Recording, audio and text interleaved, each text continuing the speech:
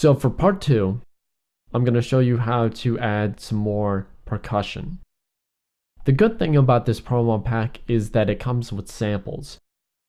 And loops are one of the biggest things you want to have. So I'm going to mosey on over to my deep tech sessions. And I'm going to choose my tech percussion loop. And I'm going to choose one of these that kind of vibes with the drums. I'm going to have them going in the background. So we're going to choose a loop that works with our drums.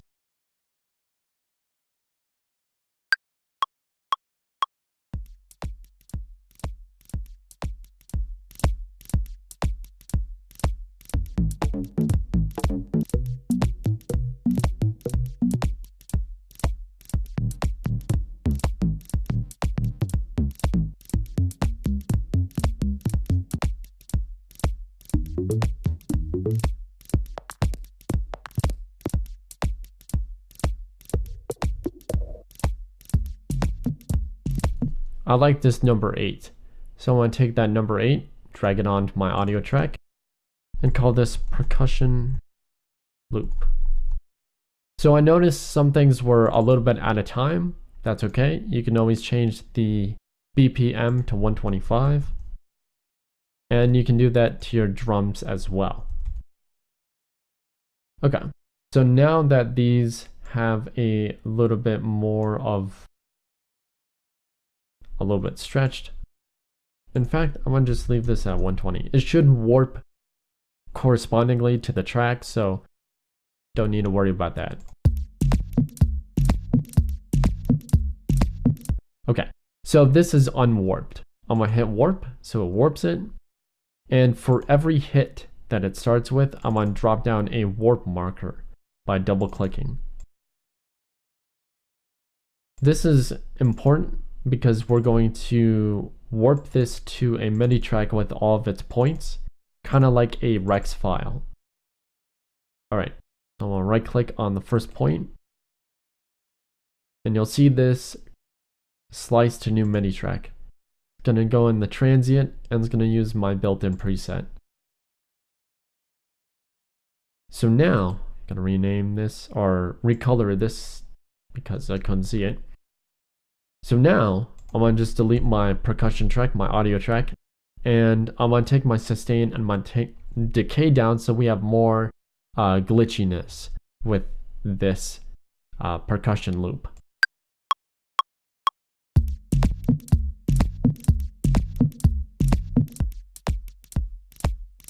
I forgot to hit loop on here when you double click inside the clip.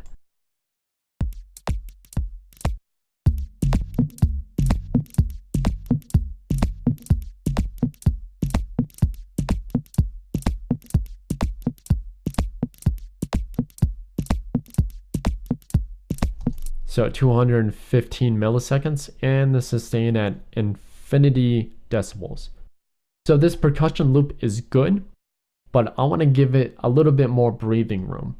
So I'm going to go over here and right click and drop in a return track. Hit send and return. Make sure you have those enabled as well, your sends and returns.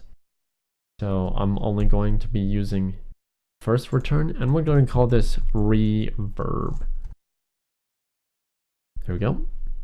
I'm going to go to my devices, my audio effects, and I'm going to drop in a blank reverb.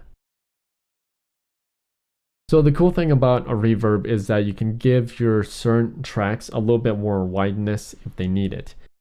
The bad thing about a reverb is that you can kind of get too wide and too in depth with the frequencies. So after this reverb, I'm going to drop a compressor and an auto filter.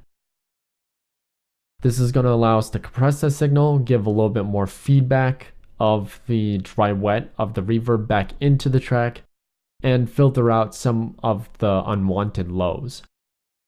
So what I'm going to do first is go over to my auto filter. I'm going to set this to a low pass and bring my amount, a high pass, and bring this amount to, I'm going to set this to about 80. And the Q for that is fine. I'm gonna bring my threshold down when we start to mess with the amount for the scent. So for the reverb right now, I'm gonna take my dry wet down to about 24. My decay time needs to be about 800 or so milliseconds.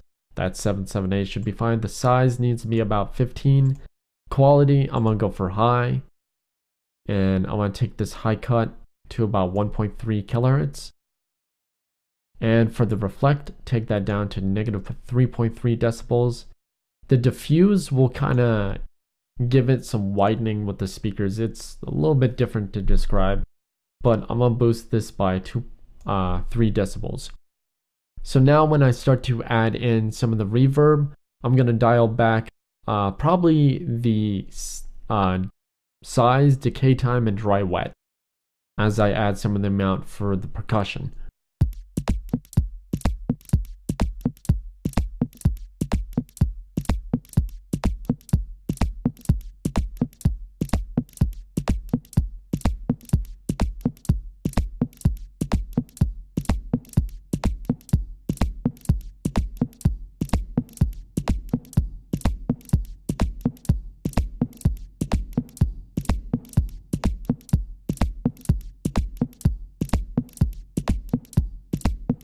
Okay, 3.29 for the size, 42% for the dry wet, and 932 milliseconds for the decay time.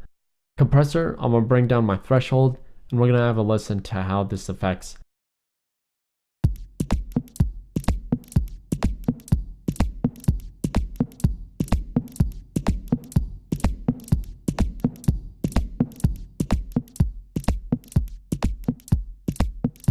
So a little bit less than halfway for the ascent for the percussion.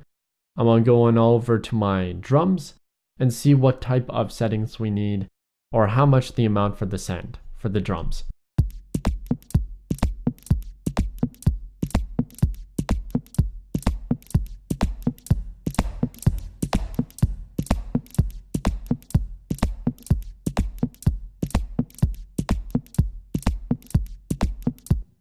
Okay.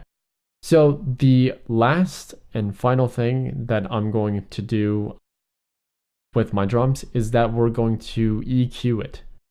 Drop down my EQ 8. And what I'm going to do is I'm going to take my frequencies here. My first one, I want to change this to a high pass. And this could be a low pass, I'm not too sure. No, I think low pass is the other one. So for my high pass, I'm going to bring this down to 80.00 hertz. I want to turn up my Q to about 1.24, almost a quarter.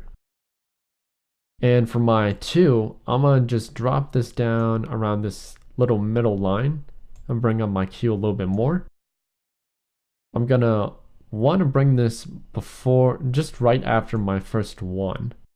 Because my first one, I'm going to raise that. And what this is going to do is that it's going to boost the kick, but also reduce the gain by it. It's going to add a little nice punch. So for my 3, I'm going to boost the Q by 2.59. Just bring that up to 5 decibels or so, 5.41, up to that 700 hertz range. And for my 4th, I'm going to change this to, it kind of looks like a little Y. I'm not sure what this is. But bring this 4 on up, about 2.5, and this is going to give our highs a little bit crispierness. So now when I play this, so I'm going to switch in between before and after, and then after this, in day 2, I'm going to show you guys other stuff.